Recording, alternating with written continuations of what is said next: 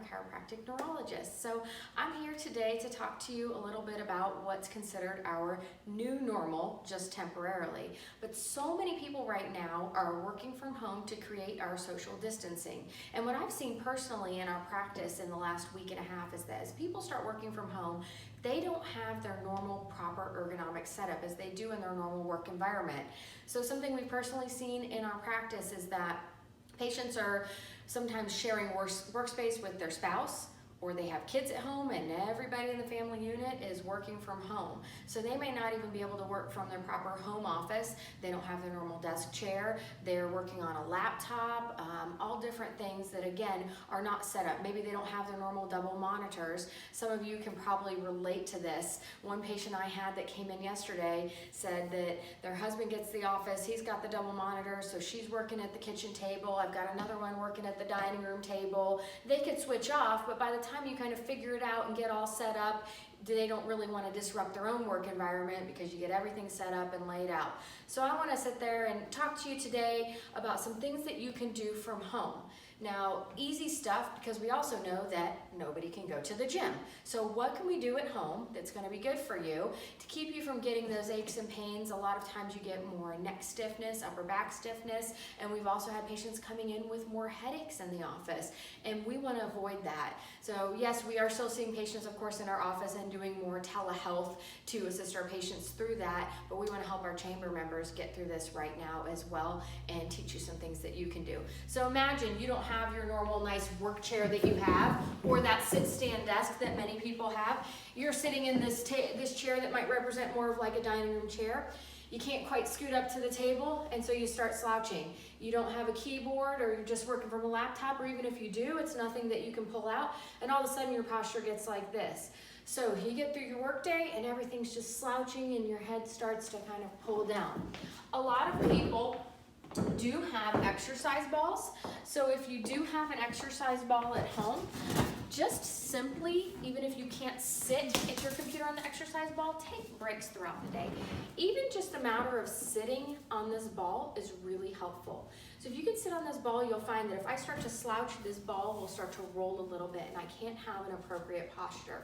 So if I sit on this ball normally, it gives me a great posture, my shoulders are level, and it will actually really help me. Another thing that I can do is I can sit on this ball, and again, if you don't have a ball at home, that's okay. What you can do is sit in a chair, but a ball just is more additional help for you. Bring your arms out like this and just hold them here. It's a lot harder than it looks when I'm showing you, so if you're trying this at home, you'll find that out. And then you want to go ahead and just do some little circles back, little hummingbirds. Do this about 10 times, and then little circles forward, and that's very helpful as well.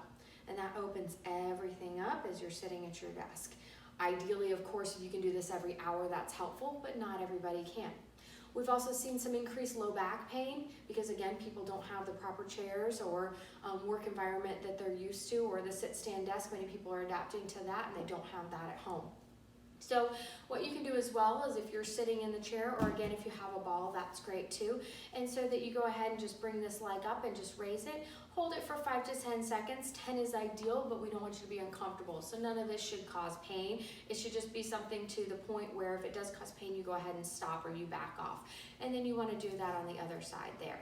So on the ball, it's a lot harder to balance. If you're not used to a ball, you want to go somewhere near a wall so you make sure you don't roll off of a ball, okay? So these are some simple exercises, and then I'll also show you if I can find an area where I have a wall. We'll come over here, and lastly, just show you a couple of things right here. So I showed you on the ball, but this is the next level up. So if you can bring your arms back, stand straight. We don't make snow angels, we might make sand angels in Florida, but what we do is we do this against the wall, and we call these wall angels. We hold back here, and then we bring this up for about 5 seconds, back to the center for 5, and then back down here for 5. And that's also really gonna bring those shoulders back and help your neck as well, and decrease any symptoms of headaches or neck stiffness. And then if you have a door, and right now I don't have a door to show you, but hold your arm in the doorway, stretch that arm a little bit forward, and you can do that on both sides. And then again, that's gonna open up everything in here, and that just helps counteract everything that you're doing from sitting at your desk. And we can help you with everything that you're doing from sitting at your computer all day long. Again, some people have also found that they're moving workstations too. So maybe one day, if your work environment is such that you're not set up in a station, some people are only working from laptops, because I've also talked to patients that their companies aren't really set up for this work from home. So what they're doing is they're only working on laptops.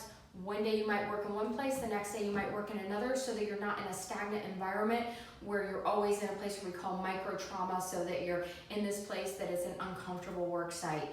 Try to take those breaks at least once an hour. Make sure that you're getting up and walking around. That's really important right now.